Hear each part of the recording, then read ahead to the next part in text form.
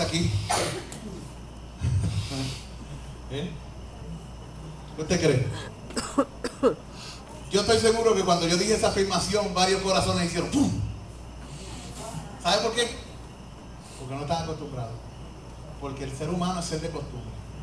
Si estás acostumbrado a estudiar poco tiempo, cuando te ponen a estudiar mucho tiempo, ¿qué te pasa? Estaba yo leyendo que un grupo de hermanos líderes de las iglesias se reunían en un piso y estudiaban la palabra desde las 6 de la mañana hasta las 9 de la noche por 10 días corridos, y después se iban y cogieron al individuo y le dijeron, ahora queremos que cuando había acabado, el individuo se creía que iba a acabar, le dijo, ahora queremos que nos dé un estudio de todo el Nuevo Testamento. Así de sediento está esa persona. Yo le voy a pedir al Señor, ¿sabe algo? Que nos aumente la sed y el hambre de su palabra. El deseo de estar con Él en su presencia. Porque ellos estaban en el piso. Ellos estaban en el piso con las Biblias abiertas y leían todas las escrituras, y tú los veías que ellos oraban y lloraban. Y yo digo, wow, Señor, me siento inconverso. De verdad. Yo estaba llorando el otro día mientras leía. Yo decía, Señor, Dios mío, yo me acuerdo al principio cuando tú me salvaste, que ese era el tipo de pasión que yo tenía. ¿Tú sabes cuál es el problema? Que se nos olvida. Se nos olvida aquella pasión y aquel amor abundante que teníamos de Cristo, que no queríamos más que estar con Él, hablar con Él, escuchar su palabra, cantar sus cánticos. Haga memoria en los tiempos pasados, a ver si no éramos así. No tenían problemas con esto. ¿Se acuerdan? Debajo de una carpa, o en una iglesia de madera, o al aire libre, como fuera, bajo las linternas o bajo las velas, con lluvia o sin lluvia. Tenemos que pedirle al Señor que podamos, como decía el Señor cuando le habló a la iglesia, poder volver a ese primer amor, a ese primer anhelo. ¿A qué? A las sendas antiguas, como dice la Escritura. Y vamos a continuar con el estudio. Necesito dos voluntarios que me lean. Dos voluntarios. Voy a poner a Don María Rosa voluntario. Aquí tiene, voluntariamente.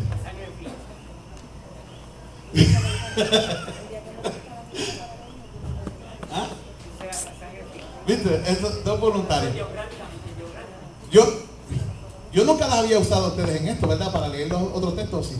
A ti sí, a Don Marino, ¿verdad? Ok. Pues vamos a orar, vamos a pedir la bendición del cielo. Señor del cielo, queremos tu bendición. Es tu bendición la que nos permite seguir caminando. Todos nosotros queremos aprender más de ti. Todos nosotros queremos, Señor, queremos conocerte más. El apóstol Pablo decía, después de 35 años de servicio, que quería conocerte más y el poder de tu resurrección y la participación de tus padecimientos y ser semejante a ti. Señor, permite que esta misma fe, este mismo anhelo, este mismo deseo crezca en nuestros corazones. Señor, enséñanos a ser como tú, a tener hambre de tu presencia, de tus caminos, de tu palabra, de tu esencia. Enséñanos a disfrutarte, Señor. Oh, te queremos, Dios. Llénanos de tu amor. Llénanos cada día más. Cada día más inunda nuestro ser del sed de ti. Y luego sacia nuestra sed. Y luego provoca más sed. Y así sucesivamente, Señor. Sabemos que tú eres el recurso para nuestra sed. Que tú eres el recurso para nuestra hambre. Te queremos a ti. Y al tenerte a ti lo tenemos todo en el nombre de Jesús. Amén. Amén. Y amén. El otro día oraba en la cama. Y yo le oraba al Señor y le decía a Dios, yo quiero servirte con más firmeza. Enséñame a servirte como tú quieres ser servido.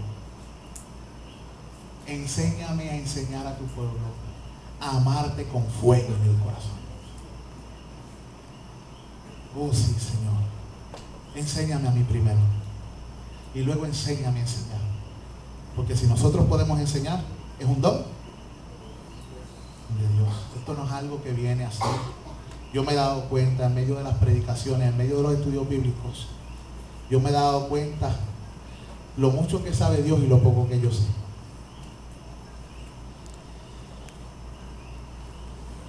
Y la clase pasada nos quedamos discutiendo la triple estrategia satánica,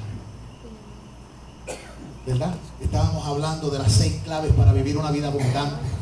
El estudio bíblico es cómo compartir a Jesús de una manera exitosa, ¿verdad? Cómo compartir a Jesús o el Evangelio de una manera exitosa viviendo la vida abundante. Ese es el enfoque. Pero había 6 claves para vivir una vida abundante y una de ellas era conocer a tu enemigo. Y hablamos de la primera estrategia, que muchas veces el enemigo usa hasta nuestros propios deseos innatos y los pervierte, los corrompe. Por causa de la naturaleza pecaminosa, busca alternativas y maneras de que estas cosas que en sí son buenas sean utilizadas de la peor manera. Es como el dinero. El dinero no es ni bueno ni malo. Lo que es malo es el amor al dinero. Lo que es malo es enfocarse en lo material y que hacer del dinero tu Dios. Pero el dinero puede ser usado para bien o para mal. ¿Ves? Un escalpelo yo lo puedo usar para bien y operar a alguien y curarlo. O puedo usarlo mal y herir a alguien y matarlo. ¿Ves? Hay muchas cosas en esta vida que son neutras y pueden ser usadas para bien o para mal. Y hay cosas en esta vida, como habíamos dicho, que era comer, amar, aprobación, las relaciones íntimas y los logros, que son buenas. Pero se buscan formas para que seamos seducidos a usar estas cosas que son bendiciones del cielo de maneras pecaminosas. Nuestra naturaleza nos atrae y el enemigo nos pone en la carnada correcta. Y habíamos dicho cuál era tu gusano. ¿Se acuerdan? Habíamos hablado del gusanito. La segunda cosa que habíamos hablado de la estrategia satánica era la apariencia de las cosas que vemos. Él apelaba a nuestros sentidos por medio de ¿qué? De los ojos, ¿verdad? Habíamos dicho que los ojos, lo que entra por los ojos afecta nuestra mente, nuestras percepciones. Las imaginaciones malvadas son plantadas aquí. Y como en la mente tenemos un terreno fértil para las cosas malas, nos pasa como la lluvia en Mayagüez, que la hierba mala crece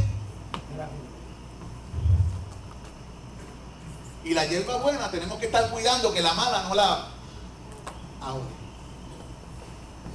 Tenemos que estar en esa lucha continua, alertas, despiertos, porque el enemigo está como león rugiente. ¿Ven? Como un buen agricultor tenemos que velar. Ahora, en Primera de Reyes, en el capítulo 21, acompáñenme, les voy a dar un ejemplo de cómo por los ojos muchas veces somos alimentados y llevados a hacer cosas perversas. Primera de Reyes, capítulo 21.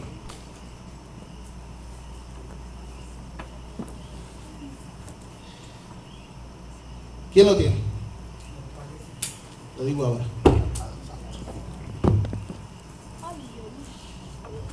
Primera de Reyes, capítulo 21.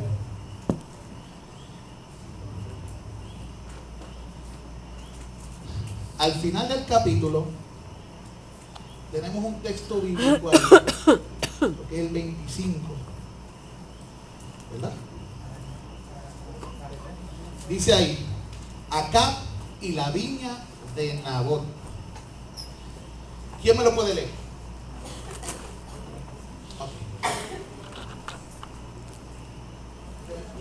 Del 1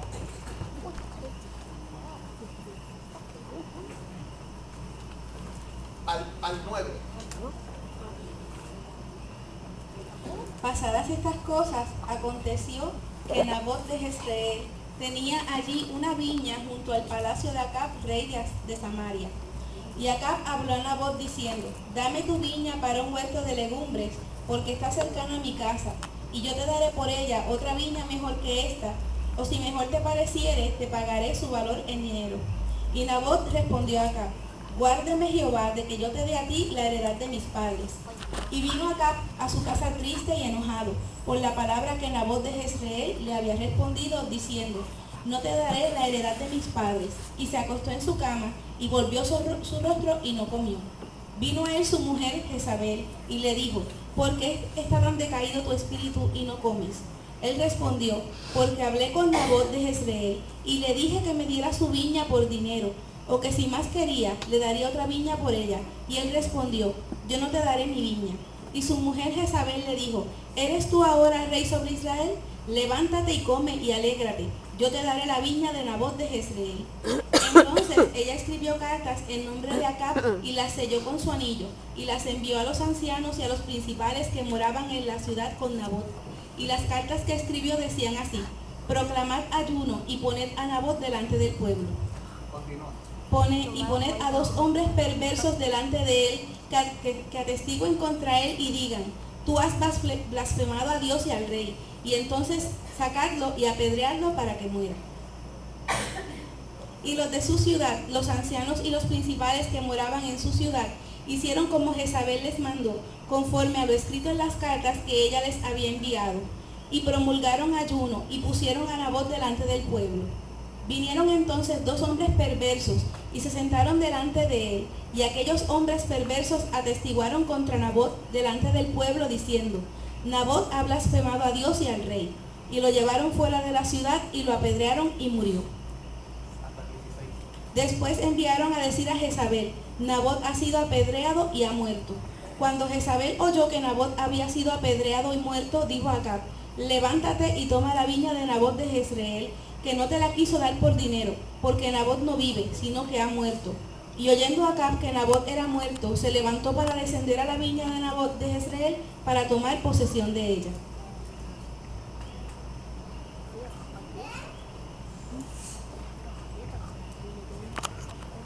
¿Qué pasó en esa historia? En ese recuento bíblico, ¿qué pasó? Tenemos un hombre que dice la hermana que es un ingreído. Alguien que cree que se lo merece todo. Tiene viñas mejores, pero él quiere eso. Él sabe que tiene viñas y muchos más terrenos, pero es que él quiere esa. ¿Qué medio usó? ¿Cómo fue seducido para desear esa viña? Él la miró y la deseó. Y después se puso triste. Lo mismo le pasó a uno de los hijos de David llamado Amón. Deseó a su hermana y la miró y la deseó. Lo mismo le pasó a David. ¿Ves? Con Betsabé. Ella estaba dándose un baño de purificación. ¿Sabía? Ella no se estaba bañando ahí por bañarse ni para seducir al rey.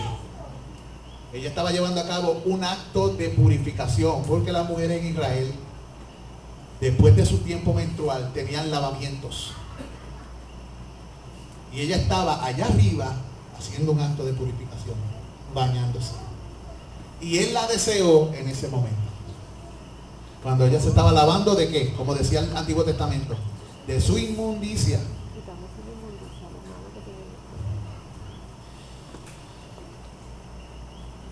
Él ofreció comprar el jardín, pero Nabot no quería venderla, porque era ¿qué? De su papá, pero si es de papi. ¿Ok? Así que el rey se enfurruñó. Enfurruñó, vamos a ver, ¿qué palabra es esa? ¿Verdad? Hizo berrinche, rumiaba por lo injusto de la vida, porque no podía tener lo que deseaba. ¡Ah, que la vida es injusta! Él era rey de Israel, tenía la mayoría de las tierras, pero la vida era injusta. Así que su esposa tramó algo con él para matar a Nabot y quedarse con la viña. Mire lo que dice Primera de Reyes 21:25. La escritura dice: a la verdad ninguno fue como Acab, que se vendió para hacer lo malo ante los ojos de Jehová, porque Jezabel, su mujer, lo incitaba. Nabot representa a ti y a mí, Jezabel representa al maligno tentándote. Vamos a hacer esa comparación. ¿Vas a dejar seducirte? ¿Cuál es tu precio? ¿Vas a dejar que el maligno te seduzca y diga, ah, tú lo quieres, lo puedes tener? Lo puedes tener, si lo quieres, lo puedes tener. Ese es el problema. Ese es el problema con la humanidad. Esa es la razón de las guerras, de las codicias, de los pleitos, de las infidelidades. Que creemos que lo que ven nuestros ojos, todo lo podemos tener sin consecuencias. Ahora, la Biblia dice que aún el mismo rey David, aunque era hombre conforme al corazón de Dios, dejó que sus ojos errantes le desviaran, mientras observaba desde el techo de su palacio a la mujer de Urías, dándose un baño de purificación. Hay un principio que podemos sacar de todo esto, y fue lo último que dijimos en la clase pasada. Quiero que te quedes con esto, recíbelo. Satanás quiere tus ojos para conducir tu corazón. Satanás quiere tus ojos, porque si él gobierna tus ojos, gobernará tu corazón. ¿Qué fue el pacto que hizo Job en las Escrituras? La Biblia dice que Job hizo un pacto ¿con qué? ¿Quién me lo puede decir? Con los ojos. ¿Para qué hizo ese pacto con los ojos, Genoveva?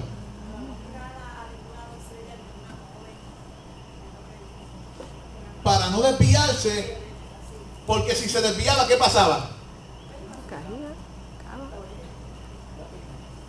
Si fuera un muchacho de esta época, como hablan los muchachos, esa gatita está bonita. Sí, porque ahora no son animales, seres humanos, oh, qué linda, ahora son gatas y perros. Sí, tú los ves a los nenes, mira. El otro día escuché a alguien diciéndole a alguien que le gusta, mira, tú eres bien rata. Yo, wow. Ha cambiado los piropos en esta época. Aunque no mucho, porque Faraón le decía a la tsunamita que sus dientes eran como las yeguas del faraón.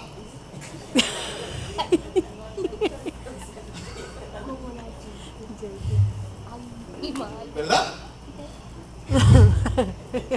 Yo creo que lo que ha cambiado es la dignidad de los animales. Pero el asunto es que nosotros tenemos que tener cuidado hacia dónde desviamos. Tenemos que hacer un pacto con nuestros ojos. Tenemos que entregárselos a quienes le pertenecen a Jesús. Tus ojos son de Jesús. Jesús debe gobernar tus ojos, no el diablo, no tú. No tú, no yo, Jesús.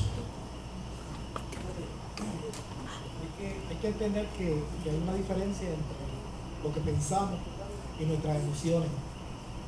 Muchas veces pensamos que nuestras emociones tienen control de nosotros y realmente son nuestros pensamientos que están distorsionados. Cuando dice la palabra que los ojos son la ventana del alma, o sea, de nuestros pensamientos. Entonces hay que ver qué es lo que entra en nuestros pensamientos, porque las emociones son el resultado de lo que pensamos. Cuando pensamos, nuestro corazón está dislocado, pues nuestras emociones también están dislocadas. Entonces pues estamos mirando lo que hay dentro de nuestro corazón. Eso es lo que le pasó a este hombre. El problema de este hombre no era en lo que deseaba, era lo que había dentro de su corazón. Y era fácil presa para el maligno ponerle tropiezo y que pudiera caer en ese pecado. Lo mismo pasó con David, porque David fue preso de sus pensamientos por no cumplir lo que el Señor había mandado, ¿verdad? Lo que le correspondía a él en su obligación, y fue presa de esas emociones, del resultado de lo que pensaba, que se manifiestan en las emociones. ¿Por qué? Porque las emociones están ligadas mucho a lo que nosotros pensamos. ¿Y por dónde se alimenta todo eso? la vista es, eso es lo que se llama. Alimentamos por la vista, especialmente los hombres. Sí, es por los sentidos. Pero los hombres y las mujeres son diferentes en su manera de alimentación. Mayormente los hombres, el problema mayor de los hombres, ¿cuál es? Los ojos. La mujer también tiene problemas con los ojos, pero no tanto como los hombres. Pero hay otros sentidos en la dama que tiene que tener cuidado. ¿Ves? Mira aquí. El hombre puede ser horrendo, feo, pero tener una palabrería bien linda y te derrite y te hace hacer lo que tú quieras, te engaña, te manipula el corazón y tú te dejas seducir por las palabras bonitas. ¿Ves? Lo mismo le puede pasar a un hombre, pero en el hombre se mezcla con lo que ve. ¿Qué? Bueno, hay mujeres que la visión de la lana le afecta.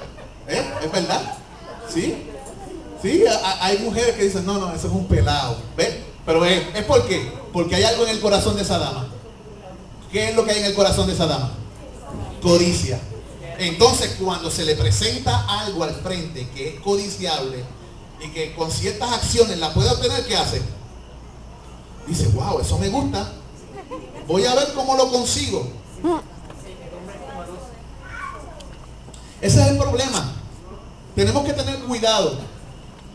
¿Qué alimentamos? ¿Con qué alimentamos nuestra mente? Hay muchas cosas buenas en esta vida y que son lícitas, pero hay cosas que no convienen. Y tenemos que saber cómo discernir. Esto conviene, esto no conviene. Mediten eso. Así que el principio dice que Satanás quiere tus ojos. ¿Por qué? Porque quiere conducir tu corazón.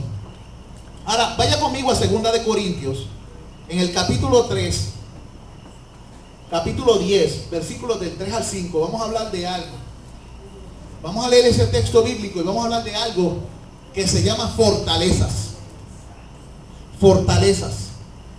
Y vamos a ver cómo ese texto usa esa palabra.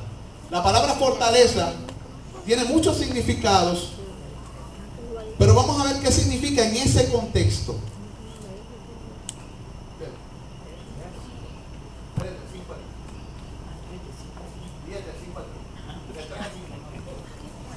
Del 10 del 3 al 5. Segunda de Corintios 10 del 3 al 5. Dislexia espiritual.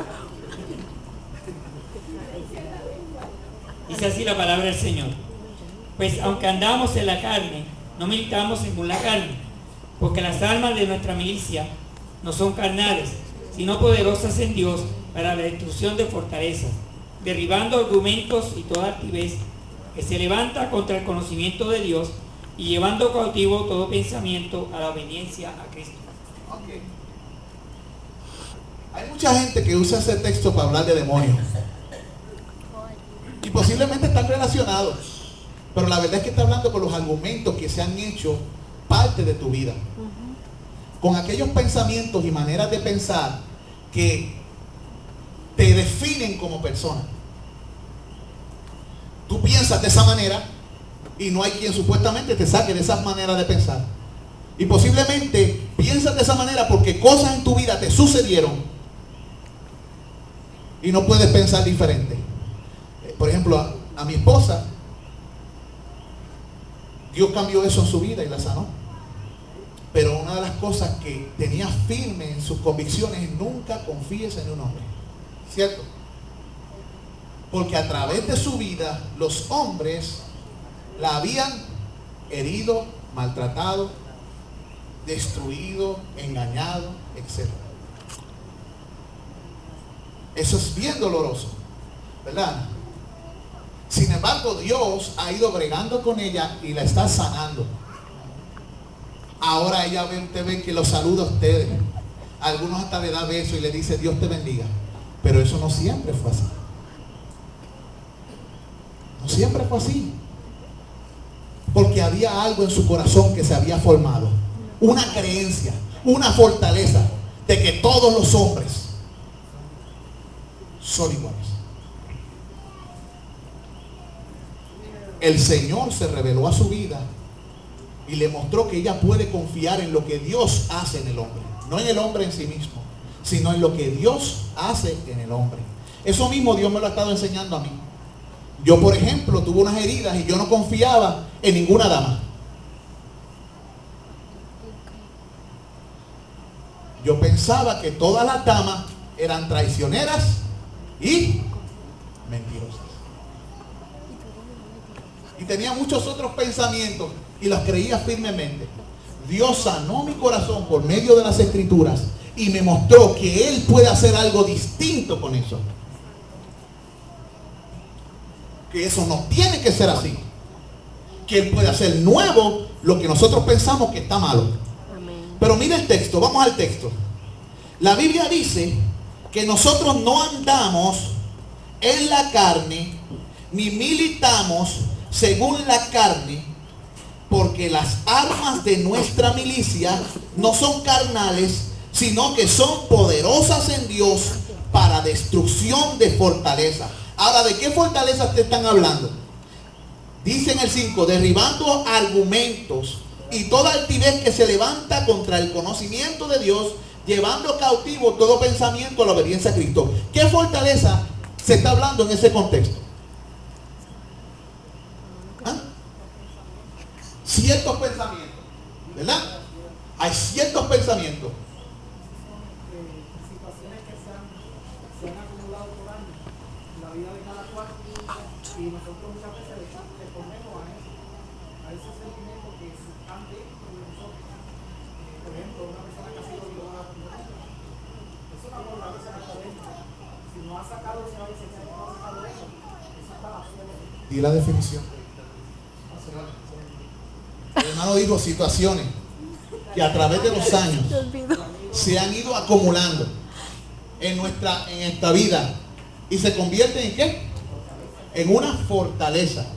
Creemos que esas cosas son así. Se vuelven convicciones personales, aunque son falsas y son destructivas.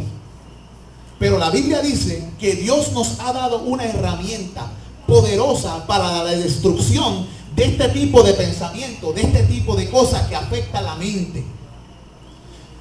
Muchos aquí, incluyéndome, hemos tenido muchos problemas y ataques con nuestra mente. Constantemente estamos siendo bombardeados por cosas y somos puestos en situaciones que nos hacen pensar que lo que nosotros creemos es cierto. Y ponemos muchas veces esas experiencias por encima de la palabra de Dios. Dios dice que las cosas son de una manera, pero tú piensas que son de otras por causa de tus experiencias. Y aún más ponemos en duda cuando las cosas son verdad. Y ponemos en duda cuando las cosas son verdad. Pero entonces Dios nos da unas herramientas que son poderosas. Amén. En Dios para destruir todo aquello que nos afecta. Tenemos las herramientas. La Biblia dice que Él no las da. El asunto es que muchas veces no las usamos o no las sabemos usar. Pero están las armas. Acuérdense que la clase tiene que ver cómo vivir una vida abundante, victoriosa y compartir a Jesucristo con éxito por medio de una vida abundante. Pero tienes que luchar contigo mismo, porque hay un campo, hay una guerra en tu mente. Y tú tienes que someter esos pensamientos. ¿A qué dice aquí? A la obediencia a Cristo. O sea, tú tienes que poner por encima de tus experiencias y tus creencias personales la palabra de Cristo. Tanto le tienes que dar a eso en tu mente que eso se vuelva una fortaleza.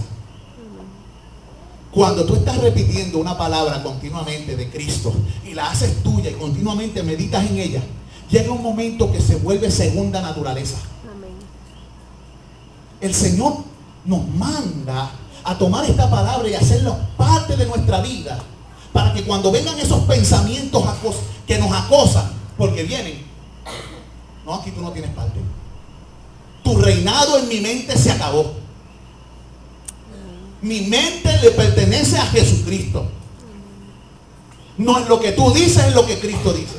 No es lo que tú sientes, es lo que Cristo dice. No es lo que tú piensas, es lo que Cristo dice. Y tú tienes esas herramientas dadas por Dios. Dios te está dando el poder. ¿Se acuerdan en la primera clase? ¿Vas a decir algo, hermano? ¿Se acuerdan en la primera clase que dijimos que el Señor nos dio dinamita? Y tenemos que saber cómo usamos esa dinamita. ¿Cuál es el perro que uno alimenta? Tú eres una persona que busca de Dios, ora, lees la palabra y no importa porque siempre van a venir cosas en nuestra vida, pero si te alimentas de la palabra del Señor y siempre estás en constante pegado de las cosas del Señor, yo creo que puede ser un cristiano victorioso. Es la constancia, es como el que ora. Si tú te acostumbras a orar siempre, siempre lo vas a hacer. No importa porque yo he estado en situaciones que he estado bien enferma y yo siempre oro. Es una costumbre, ¿ves? Que ya uno lo necesita, ¿ves? Tener ese contacto con el Señor. Es convertirlo en algo en tu vida que la cual ya tú no puedes vivir sin ella. Amén. Hermanos, ¿qué yo les estoy diciendo con todo esto?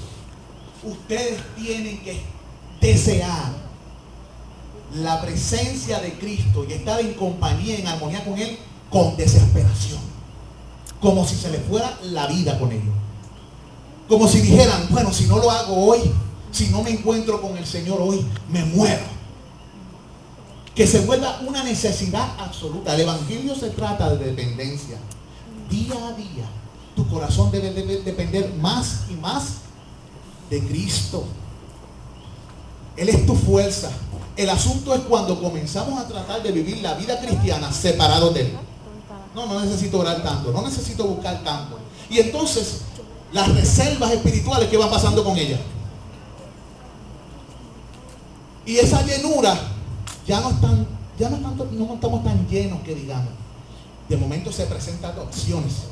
En ese vaso que está vacío caben otras cosas. Y muchas de esas cosas que entran no son las mejores.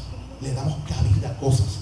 Pero si tu mente está en Cristo, puestos los ojos en Jesús, como te están tirando cosas, pero tus ojos están donde? En Jesús. Te están enseñando películas acá. Jesús. Te están seduciendo acá con otra cosa. Allá no. Jesús.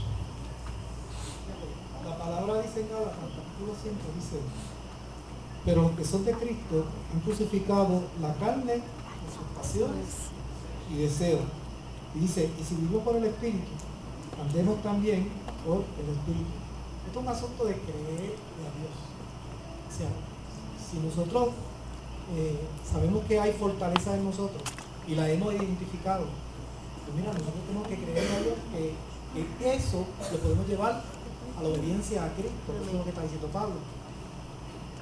El problema es que muchas veces, estando en eso, no queremos soltarlo. Y sí, no queremos soltarlo por diferentes situaciones particulares. Pero cuando se sueltan y uno le cree a Dios, entonces que vienen los cambios en el corazón de uno. No es fácil, eso no es fácil. Nadie puede decir, mira, eso es de un momento para otro. Pero es que el Señor nos lo pide. Dice, nueva criatura son. Si eso ha ocurrido en nosotros, pues tenemos que actuar conforme a esa nueva criatura. Entonces, creerle a esta palabra. Porque los que son de Cristo, nosotros somos de Cristo, hemos crucificado la carne con sus pasiones y deseos y la fortaleza y todo eso que nosotros hablamos. Hay que creer. Así que es un asunto de convicción, de fe, de creencia, de andar en esa palabra que el Señor nos ha dicho, de poner por encima las escrituras, por encima de lo que nosotros sentimos o pensamos o creemos. Nuestro creer debe ser lo que Dios dice, nuestro pensar lo que Dios piensa, nuestro caminar como Jesús anduvo, ¿no? Eso debe definir nuestra vida. Hermanos, a través de la ventana de nuestros ojos, los pensamientos lujuriosos entran en nuestra mente. Estos deseos lujuriosos van llenando el corazón. Por eso es que tenemos que tener cuidado con lo que vemos. Porque así como el cuerpo se alimenta por la boca, el alma se alimenta por los ojos y por los oídos y por los distintos sentidos que Dios nos ha dado. Pero nos alimentamos. Y tenemos que tener cuidado con esas ventanas. A través de ellos, Satanás establece fortalezas en la vida del cristiano. A eso me refiero con fortaleza en ese contexto. Que la mayoría de las veces la palabra fortaleza se refiere a cosas en las cuales somos fuertes, o se refiere a qué, a castillos fuertes, o nos presenta a Dios como nuestra fortaleza. Pero en ese contexto está hablando de esos pensamientos que se vuelven un hábito y nos dejamos dirigir por ellos. Vamos a llamarle como la Biblia le llama, los pensamientos de este siglo, las filosofías de este mundo, la manera en que el mundo crea, a diferencia de como los creyentes creen. Por eso la Biblia nos manda a renovar, pero hay una tercera arma que usa Satanás. Es el orgullo. ¿Se acuerdan la predicación? El orgullo, una receta para la destrucción. El otro día lo imprimieron y lo dieron en el retiro de damas, ¿verdad que sí? Yo me acuerdo que en esa predicación, la afirmación primera que se hizo fue: si usted tiene problemas con el orgullo, esta predicación es para usted. Pero si usted no tiene problemas con el orgullo, esta predicación es definitivamente para usted.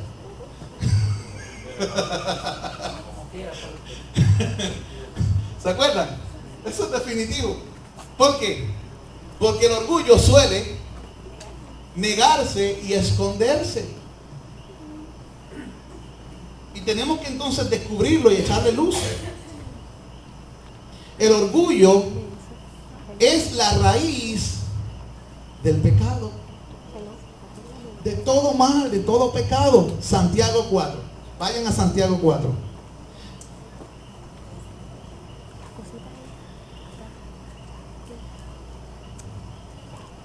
Ahora voy a poner a leer a Rosa ahí. Rosa, vean sus versiones, la de Reina Valera, y vamos a compararla. Rosa, ¿tú tienes la negra o la roja? La negra. Sí. Vamos a ver qué dice ahí en Santiago 4. El micrófono. Santiago 4, versículos del 1 al 11. Santiago 4, versículos del 1 al 11. El hermano va a estar llevándote el micrófono.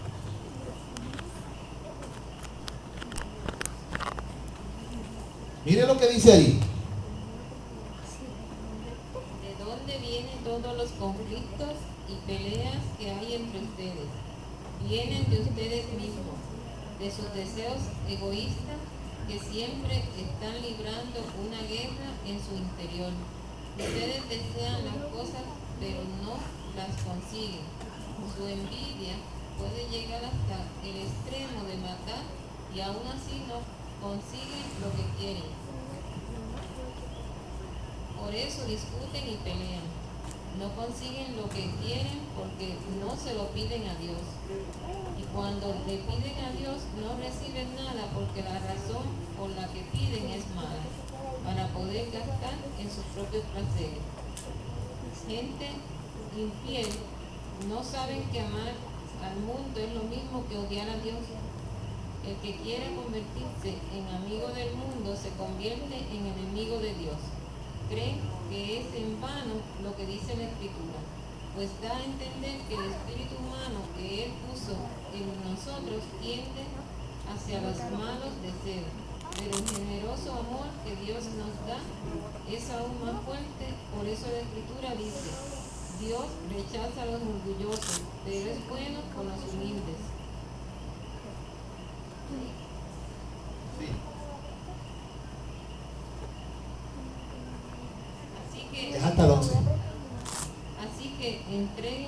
a Dios. Resistan al diablo y el diablo huirá de ustedes. Acérquense a Dios y Él se acercará a ustedes. Quiten el pecado de su vida, pecadores. Concentren su mente en Dios. Ustedes que quieren seguir a Dios y al mundo, lamentense, pónganse tristes y lloren. Que su risa se convierta en llanto y su felicidad en tristeza. Humíllense ante el Señor y Él les dará honra. Hermanos, no sigan hablando mal los unos de los otros. El que habla en contra de su hermano o quien juzga a su hermano está hablando en contra de la ley y está juzgando a la ley. Si tú juzgas a la ley y no estás siguiendo lo que ella dice y te conviertes en juez. Solamente Dios es el dador de la ley y Él es el juez. Así que, ¿quién te crees que eres para juzgar a los demás? Muy bien. ¿Qué vemos ahí en ese texto? Un gran texto. Hay una parte donde dice, ustedes que viven una vida donde deseando a Dios y deseando al mundo, lloren, aúllen, como llamándolos al arrepentimiento. Porque debemos tener una vida como, eso es lo que está diciendo, ustedes que viven de esta manera, lloren, aúllen. ¿Por qué? Porque no están poniendo las cosas en Dios. Entonces ella le está diciendo, el escritor sagrado le dice, pongan la mirada solo en Dios. Santiago está hablando de eso, pongan la mirada solo en Dios. Pero hay un problema con el hombre, ahí está hablando del orgullo. Presenta el orgullo como razón de guerras, pleitos y toda especie de mal. Le llama infidelidad, en nuestras versiones dice como adulterio. Nos llama a nosotros cuando nuestra mente no está como debe estar. La Biblia nos llama adúlteros. Dice, oh almas adúlteras. ¿Ve? Y nos habla de cómo Dios nos anhela celosamente. ¿Y por qué le tira tanto al orgullo? Hay una razón. En esa descripción del hombre, ¿tú ves a Dios ahí? Cuando el hombre lo único que está buscando es ¿qué? Lo que quiere, lo que desea, lo que puede servirse a sí mismo. Y hay gente que viene también a las iglesias con el deseo único de servirse de Dios, no, de servirse de Dios, no de servirle a Dios. ¿En qué está pensando el hombre? En el orgullo, en sí. Él es su propio Dios. Les voy a explicar algo. A través de un espíritu de orgullo, Jesús es destronado de la vida del hombre. Cuando el orgullo reina en tu vida, Jesús no reina. Por eso es que nosotros, como creyentes, tenemos que pedirle al Señor que nos muestre tal vez cosas en nuestra vida donde Jesús no reina. Pedirle a Dios revelación sobre ello. Y una vez esta se nos muestra, buscar las herramientas bíblicas para destronar eso y poner a Jesús en esa área también. Señor, yo quiero que, así como tú reinas en esta área de mi vida, yo quiero que tú reines en toda mi vida y en todas las áreas de mi vida. Brega con mi orgullo, Señor. Yo no quiero llamarlo más mío, no quiero simplemente poseerlo. Pero primero tienes que reconocerlo. Y mientras no lo reconozcas, no te vas a deshacer de él. Un borracho, por lo general, no le gusta que le llamen borracho. A un drogadicto no le gusta reconocer que está adicto. No, es que yo puedo dejarlo cuando quiera. Lo primero que tiene que hacer es reconocer. En una ocasión yo fui a visitar a un hombre que le robaba a la mamá el dinero. Y la mamá siempre andaba con la cartera encima en su propia casa. Y tú la veías así. Yo no entendía por qué la mamá tenía la cartera aquí. Pero luego pude entender es que continuamente él iba a la cartera de su mamá y sustraía el dinero para satisfacer una necesidad personal. Y le ha robado miles de dólares a lo largo de los años.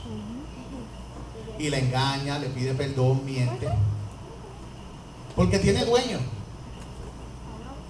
su deseo es su dueño, no Cristo. ¿Ven? Tiene un deseo. Y no le importa mentir, porque está atado.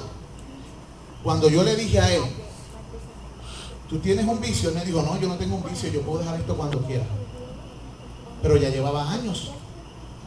E inclusive no tenía problemas en prostituir su cuerpo para obtener el dinero para satisfacer la necesidad de la droga. Pero él, cuando yo le dije, ¿puedes tú? Y él me dijo, yo puedo con esto. Su confianza estaba en quién. Y yo le dije, tú no puedes. Lo primero que tienes es reconocer que no puedes, que necesitas ayuda. No, yo puedo, yo voy a mí. ¿Cuánto tiempo llevas en esto? Tantos años. ¿Y has ganado? No. ¿Y por qué dices que vas a ti? ¿Por qué no mejor reconoces tu necesidad de ayuda? Pero él podía.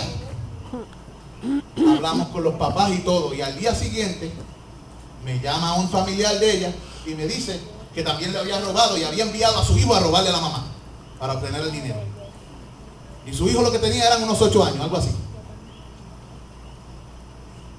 Pero él podía. Él creía que él podía. Una de las cosas que nosotros necesitamos entender es que nosotros no podemos contra nuestras propias debilidades, pero Cristo puede ayudarnos para vencerlas. Amén. El creyente no es autosuficiente, es completamente dependiente. Lo que se enseña por ahí, de que tú puedes, que tu fuerza, eso es contrario a las Escrituras. La Biblia dice, tú no puedes. La Biblia lo que dice es que tú vas a poder en Jesús. Amén. En Jesús. Acuérdase de eso. Bien. Ese era la primera clave. La primera clave era saber quién era tu enemigo. Bien.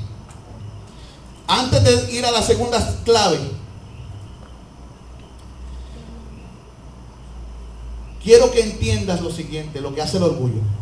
El orgullo guía al creyente a pensar y a planear independiente de Dios.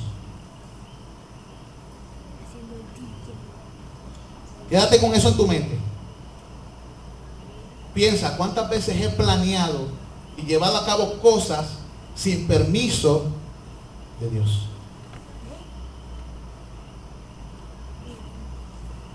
Tienes que entender que Satanás continuará en su campaña para destruir tu victoria en Cristo. Él sabe que Cristo venció, pero eso no lo hace disminuir sus ataques en contra tuya. Porque él lo que quiere es lograr que tu vida caiga para negar la influencia de tu vida y rendir sin poder tu testimonio. Si él puede hacerte caer y puede desbaratar tu testimonio y ya no eres irreprensible, cuando hables la palabra y comiences a dar testimonio delante de Jesucristo, la gente te va a escuchar, van a mirar tu vida en ese momento y ¿qué van a decir?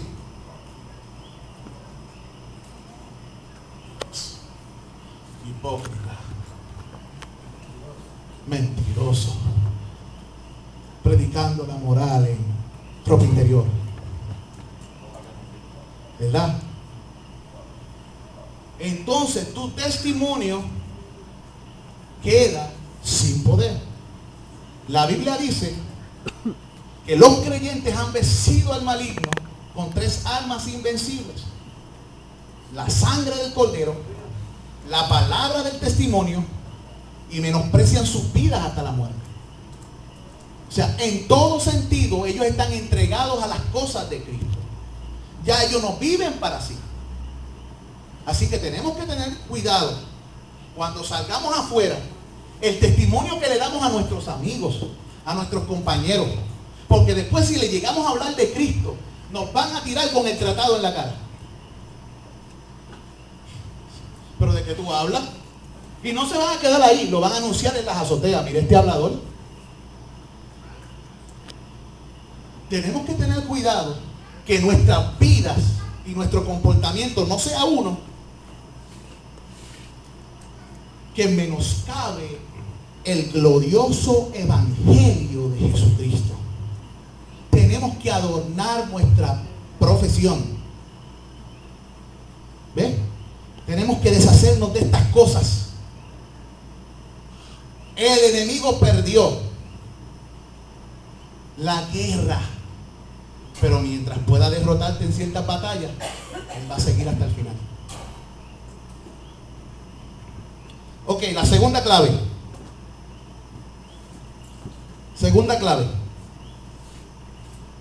para vivir una vida abundante es que tú entiendas que tu batalla ha sido ya ganada. Escuche bien, la segunda clave es entender que tu batalla ha sido ya ganada.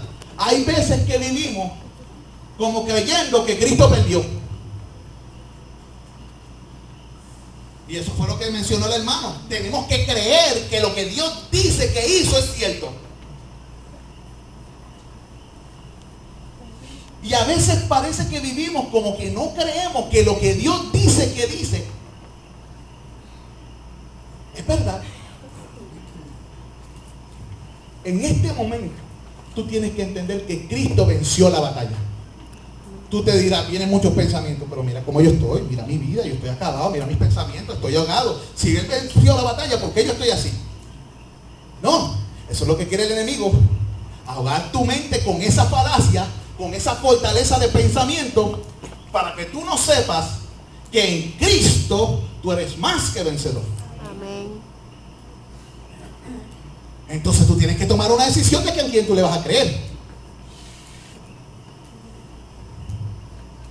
En la cruz, Jesús pagó por la deuda de tu pecado de una vez y por todas.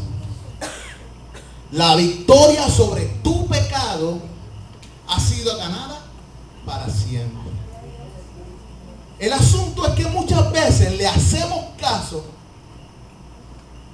a las imprecaciones y los señalamientos del enemigo y vivimos con una culpa continua en nuestra mente. Y le creemos más al enemigo, tú eres un pecador, que a Cristo yo morí por ti. Aleluya. Ninguna hay condenación para los que están en Cristo Jesús. Y las afirmaciones de señalamiento de culpa del maligno las tenemos bien claras en nuestra mente, pero se nos olvidan las afirmaciones de lo que Cristo hizo por ti y por mí. Puedes saber que a través de la obra de Cristo todo está saldo. Su muerte en la cruz, su resurrección, y que por medio de eso que Él hizo, el pecado ya no tiene poder sobre tu vida. La Biblia enseña que el pecado ya no tiene poder sobre tu vida. Una cosa es que tú seas seducido y te entregues, porque eras esclavo. Antes eras esclavo. Esa era tu naturaleza. Esclavo del pecado. Ahora si caes en pecado no es porque eres esclavo. Escucha. Si caes en pecado no es porque eres esclavo. Es porque todavía hay una fortaleza ahí que no ha sido vencida y tú piensas que eres esclavo. Hay gente que le abran la prisión de la cárcel, pero se sienten mejor en la cárcel porque eso es lo único que han experimentado en su vida. Se sienten cómodos ahí, pero ya Cristo abrió la prisión. Amén. Ya Él pagó y saldó la deuda. Y muchas veces, habiendo Cristo saldado la deuda, nosotros nos quedamos en prisión y no experimentamos la liberación gloriosa de los hijos de Dios. No disfrutamos la libertad que hemos recibido en Cristo por causa de su sangre y lo que Él pagó en la cruz por nosotros. Y continuamente nos estamos acusando por nuestra vida pasada, cuando vinimos a Cristo nuestros pecados ya fueron perdonados. Amén. Y que lo único que tenemos que hacer ahora es lavarnos los pies. Cometemos un error, pedimos perdón, seguimos hacia adelante. Esto no significa que vamos a cogerlo como una excusa para pecar, porque entonces no estamos diciendo que hemos sido liberados. Estamos diciendo que el pecado es nuestro amo. ¿Eh? Tenemos que empezar a vivir como lo que somos, hijos libres de Sión. Amén. y yo hemos sido declarados libres por medio de la sangre del Cordero. Y no tenemos que caer. No tenemos que ser esclavos. No somos, dice, el pecado ya no será tu Señor. La Biblia dice, ya tú no estás bajo la ley. Tú estás bajo la gracia. Ya no te puede acusar. No se enseñoreará sobre ti. Ay, es que el pecado me...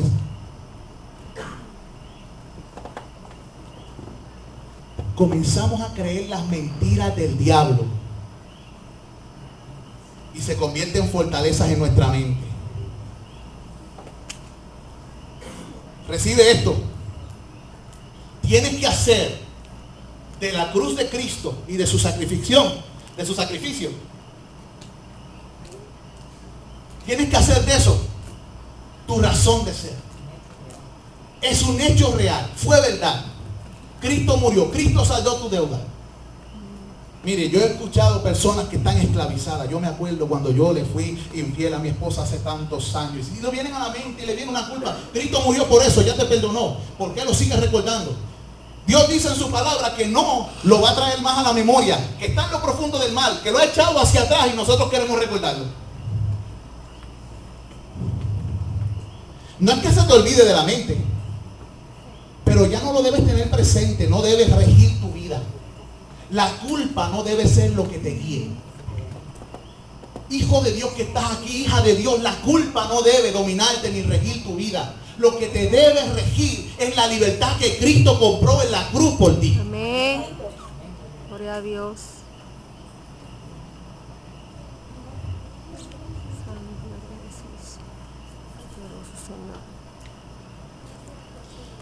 Satanás ha sido derrotado. Amén. Vivir con resentimientos no resueltos de culpa por cosas del pasado le roba al cristiano aquella confianza interior y esencial que éste necesita para compartir el evangelio efectivamente. El problema es que cuando vamos a predicar, el enemigo nos acusa, pero tú vas a predicar y tú eres un pecador. Y tú vas a decir, ¿cómo yo puedo hablar la palabra si yo soy un pecador? No. Tú eres un santo, ya fuiste lavado por la sangre del Cordero. Amén. Fíjense que estamos hablando de dos cosas distintas, se parecen. Primero dijimos algo que parece contradictorio. Dijimos que no podemos usar la palabra como una actitud para hacer lo que nos da la gana y vivir en pecado. Porque eso deja inoperante el testimonio. Pero cuando entonces testifiquemos ahora, si vienen esos pensamientos de culpa, tú los vas a reprender en el nombre de Jesús, porque tú has sido lavado por la sangre del Cordero. Amén. Y tú no eres de las personas que pecas continuamente y usas como excusa la sangre. Tú eres la persona que si en un momento has caído, has pedido perdón, pero no es tu hábito, no es tu práctica. No es que tú amas el pecado, lo aborreces, sino que en un momento dado sucedió. Pediste perdón y seguiste hacia adelante. De esa es la persona que estoy hablando, no de la persona que dice voy a pecar y después pido perdón a Dios. Déjame ir a las strippers aquellas. Voy a ir a las strippers o voy a ir a las 42 o a donde sea y voy a hacer esto y después vengo a la iglesia, le pido perdón a Dios y ya.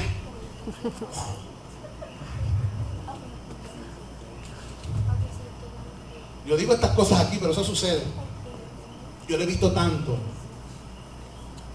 No. El creyente verdadero sabe que su mirada debe estar en Jesús, que ya no es esclavo del pecado, que el pecado no se enseñará sobre él, sino que ha sido llamado y destinado por Dios para ser santo. Amén. Para ser hecho conforme a la imagen de su Hijo. Esa palabra la mete en su mente, la vive, la cree y camina conforme a ella. ¿Por qué? Porque se le ha dado un corazón nuevo con los pensamientos de Dios y con las palabras de Cristo, para andar en ese camino. ¿Ven eso? Así que la segunda clave es que tú tienes que entender que tu batalla ha sido ganada. ¿Por quién ha sido ganada? ¿La ganaste tú? La gloria de tu batalla es de Cristo. Amén. Vamos a ver. Soberano Señor, Gloria a tu nombre, Jesús. te bendigo. Te doy gracias. Te pido perdón por mis pecados. Pero te doy gracias porque